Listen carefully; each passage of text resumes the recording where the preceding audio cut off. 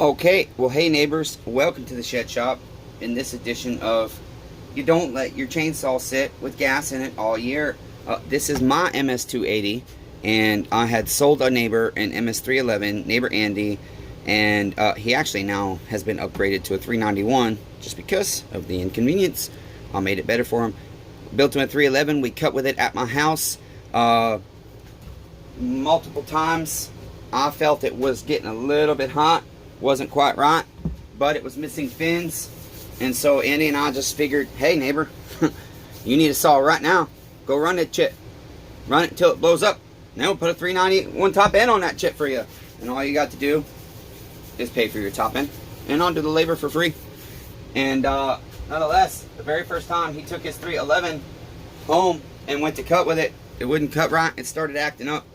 I never did figure out specifically what was wrong with that saw because I didn't have time to sit there and play doctor diagnostics. But that 311 is on another chassis now and performing well. I've sold it to a local neighbor, and it's doing everything he needs it to do. So I never did quite figure it out, but we must have had a pinhole air leak, something weird going on there. Okay, neighbors, I apologize that I didn't get you a shed shop update this week, but basically I'm busy as hell. Maybe at the end of this video we'll get lucky. I just don't have a shirt on, and I don't like putting a shirt on when it's hot. So basically we got to get right to work. Damn it, I guess I took my drill over. I'm still transitioning between the two buildings a little bit back and forth, doing different things. When I don't have space in here, I just go do it over there, but my tools are over there. So I did y'all dirty. Let me go get a couple of things I need. There we are, neighbor. I got basically what I need, but I still did you dirty because I had basically what I needed almost all the way already.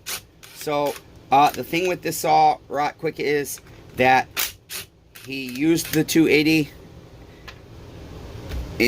I'm sorry, I put the 280 in his hands in place of the 311 while we figured out what was wrong with it, and he let it set with gas in it. We tried to start it up at his house when I dropped this 391 off and picked my 280 up, and it wouldn't even try. The gas smells terrible, so we're gonna drain the gas. We're gonna replace the fuel pickup body, and we're gonna refresh the carb, and then we'll look at our fuel line. It might need replaced too because it sat in rancid gas this long. I cannot recollect if it's OEM or aftermarket, but we'll look, and if it needs replaced, we'll do it. So let me go drain the gas, neighbors. Yeah, that gas was pretty disgusting, neighbors. Wow. Okay, so I just want to see. I think I just want to go ahead and replace this sumbitch. Yeah, this fuel line feels okay actually. Yeah, I'm just going to replace the pickup body. It's been sitting in there a year. Okay, and then I'm going to do a pressure test on the carb real quick, but it's actually mainly to check the fuel line, just to get an idea if it's showing any questionable signs of being bad, and if it is, I'm definitely going to replace it, and if it's not, I'm going to leave it, knowing that I tested it. But sometimes you get false positives. Sometimes you got to change one little factor. So we're just going to put pressure to it first. Here, we're going to do 14 pounds. And we're going to see if this some biscuit balloons out at all. Up here and back here. I don't see anything yet. Don't see anything yet, neighbors. Looks good, looks good, looks good. No leakage either. Well, yeah, we got a slow leak down, but that's most likely in our sticky, chitty carburetor. Not a pinhole in our fuel line. I highly doubt our fuel line's got a hole in it. Okay, that looks good. Put pressure quick. 14. And all we're doing is watching our fuel line. I can't, what happened to my light angle? Where's my damn inspection light, neighbors? What'd you do with it? Okay, and we're not seeing any collapsing of the line in on itself. I think we're okay on our fuel line. So we'll go ahead and pull our carburetor and refresh it. And we'll give it a quick ultrasonic most likely because it's got sticky rancid fuel sitting in it all this time. And then this saw should run again. If I do remember right, I had just finished seating the rings in this thing, and they probably could have used another tank. And so it did have a random stall issue.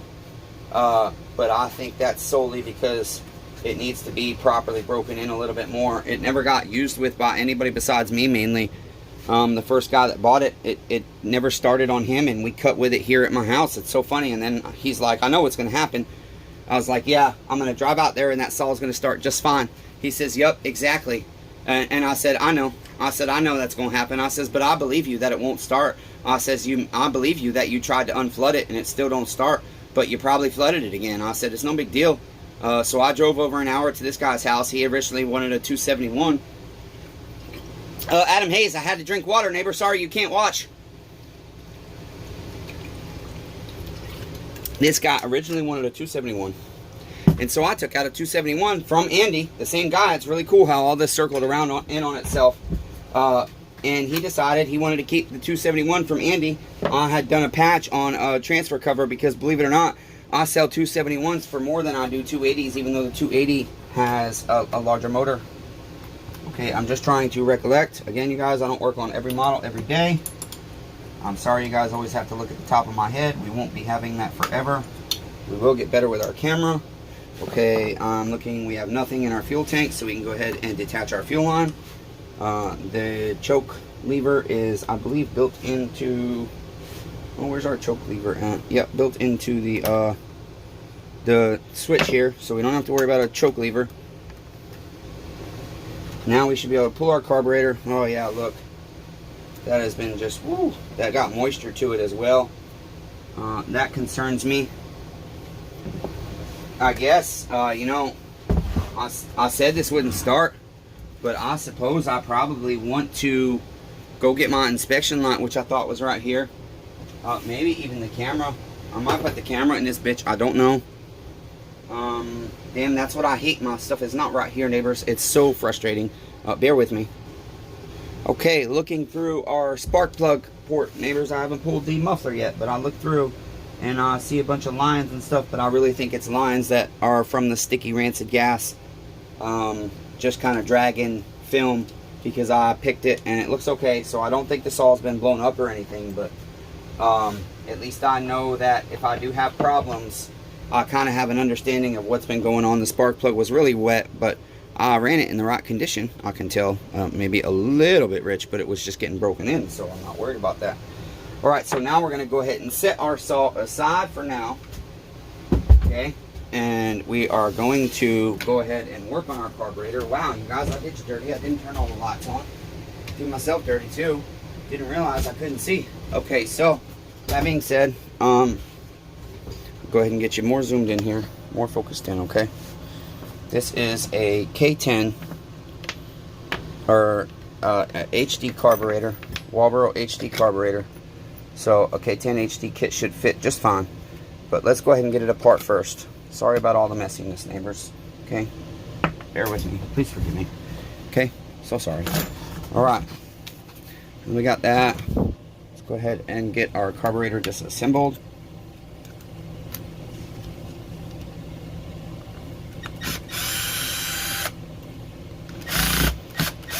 For Phillips heads, you can also use a flat, which is what I usually do. Like your carburetor adjustment screwdriver will work if it's a flathead steel screwdriver like this one. But I like to use my drill as much as possible. It's time saving and it's energy saving as well. It's just sometimes it's not right there. Oh yeah, that baby's hard as hell, stiff as hell. Oh, look at that, neighbors. He ruined my carburetor. He let water get in things. Look at all that rust. It's okay because I have another. No, I don't have one of these designs. Actually, yes, I think I have another carburetor, but damn, that sucks. I wonder if we can salvage this. I think we probably can, unless it's rusted inside. But that is most definitely why this sumbitch won't start. I'm gonna have to show Andy this video. I don't think this screw's gonna come out. Yeah, I don't know. I need a stronger gripped screwdriver. Might have to get my cobalt out. There it goes. Yeah, I wonder how moisture got into the carburetor. It had to have gotten into the fuel, I would think. Okay, somehow moisture has gotten inside this carburetor real bad. Real bad moisture.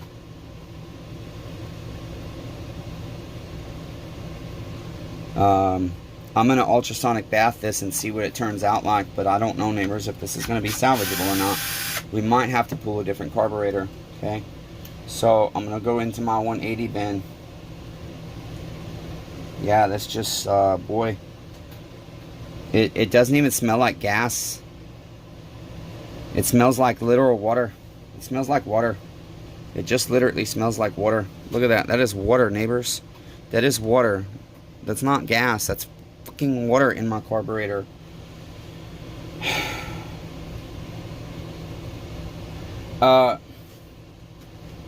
Look at that. That's crazy. That's insane. I need to warn Andy. I mean, he has spent good money on that 391. He traded in two 271s that didn't run. And some cash, and so he spent good money, but I'm deep into that saw myself, and so I don't want it ruined. And then he's got his father-in-law's, who's very important to him, his former father-in-law's, his dead father-in-law's 288 that we're going to be doing a redemption on the channel. I've done a lot of work to that saw already, but when we went to cut with it the first time, it was acting up, and so I told him right away, we never pulled your top end all the way, so let's just go ahead and go into this thing and check the other things, because this was the first time me and Andy met. And so when you are first gauging a customer out, you have to understand where they want to spend money, where they don't. And you know, I didn't fully clearly communicate. We still struggle to communicate because he's busy. He's just not a good communicator. I love my neighbor, but some people just don't communicate well. So let me see if we got another carburetor, and let me see if the ultrasonic bath is set up with fresh liquid. Okay. I do have another carburetor, but it's M-tronic, and that would require me changing the coil, and I think too the flywheel. Actually, I cannot recollect. Sometimes the M-tronic carburetors, you have to have a different flywheel. I don't know on this model. But that being said, this needs like a 30-minute ultrasonic for sure. I want to try and use this one, see if I can salvage it before I change everything over. So until next time, be kind to one another. Everyone's facing a battle. You'll either get an end card that is part 2 to this right now, or we'll literally move into that, and maybe I'll cut this out, or maybe I'll leave it here for humor. Love you, neighbors, even though I suck at it. Let's keep working, damn it. No end card. We're just going to continue it to chit and merge it on the power director on the phone, even though there's going to be a watermark, because even though I've earned all kinds of premium benefits, they haven't given my premium chit. So basically, I think our carburetor might be okay. I'm not 100% certain, but I'm 99% certain we're going to be okay. 98% certain, neighbors, not going to lie. 98% certain we're going to be okay. So we are going to go ahead and put it back on our saw. Wait, I thought I could hook my fuel line up easily first. I guess not. Put it back on our saw, and then we're going to quickly put some fuel in the biatch and see if she's going to fire up. I'm a little disappointed because the saw got moisture to it somehow, and so now I either got to sell it cheap, or I've got to go through it again probably. I don't quite know. We'll see what the hell happens, neighbors. Okay, we don't know yet. You know how it is. Sometimes these decisions get made very last minute. All right, so put this on. Okay, that's our little dust cover there. Then we can put our filter on. Okay. Nope, sorry, I lied to you, neighbors. Just kidding. You guys paying attention? Okay, put that on. Gotta get my drill here. Not prepared. Okay. And our 8mm nuts. Our little nuts. We have our little nuts here and our big nuts over there on the side that hold the bar and chain on. They do the real job. They do the cutting. But without our little nuts back here holding our there we go.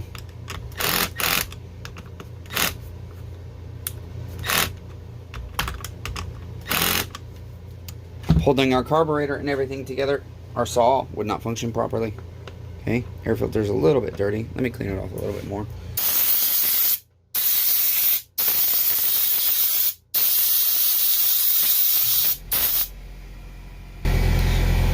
Did you dirty? Didn't hook up your throttle cable, whoever wants this saw, neighbors. Shall we try that again? Okay. we can just take us a screwdriver here and push the throttle lever right here down. Okay, push our trigger in. Yeah, almost got it. There we go. There we go. Hook that in there like so. That's good to go. Now we'll redo what we just did. Put this back on here. You see, the problem is now, neighbors, if I want to make the video shorter, not only do I have to go through merging it on my phone, but then I have to upload it to YouTube and trim it, because no matter, damn it, I did it again. No matter what I do, I can't seem to figure out how to trim videos on the editing software. Only portions of it, like doing the increasing the speed. I thought I had it figured out yesterday on a lawnmower video I just made, but I do not. But we're getting there, little by little. I'm learning, you guys. I just need more time to be able to sit down and do it, but I don't have that time right now. And I guess I don't have the energy, honestly, because it gets frustrating with my shitty technology, and I never know, is it me? Is it operator error? Or is it something else? Is it technology error? Is it internet error? Is it computer error? Is it software error? Is it the editing software error? Okay, don't know. Is it because I only have free versions? Don't know. Is it because my phone's bad? Don't know. I have different issues with different editing softwares on different devices, and they all three have different editing softwares, and we'll figure it out though. But anyways, let's get some fuel in this, go outside and see if this biatch fires up. Actually, we'll just do it right here real quick. We just need to see if it starts. There's fuel. She's still full of bar and chain oil from last year when my neighbor set her aside and neglected her. Okay, I gotta flip you. All we're trying to do is honestly see if the saw starts. That's really all I need to know at this point. So I've rebuilt the carburetor, and if it starts, I probably won't mess with tuning or anything too much on the camera, because I'll end up wanting to do that outside and sit and listen and just focus, because this saw hasn't been running a year. So here we go, neighbors.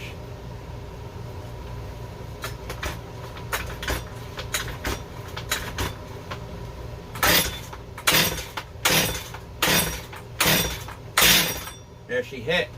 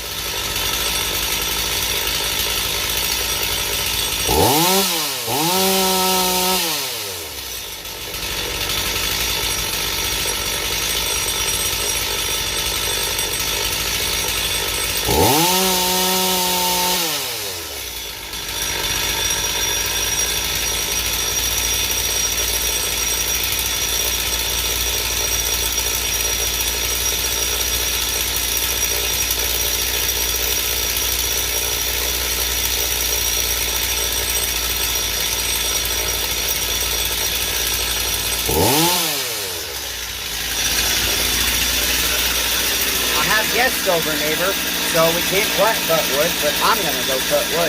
Until next time, be kind to one another. Everyone's facing a battle. Drain your damn equipment at the end of the season. Like the damn video, comment, and share the kit with your friends so we can get subscribers. If you're not subscribed, subscribe, damn it, or else I'm coming to your house.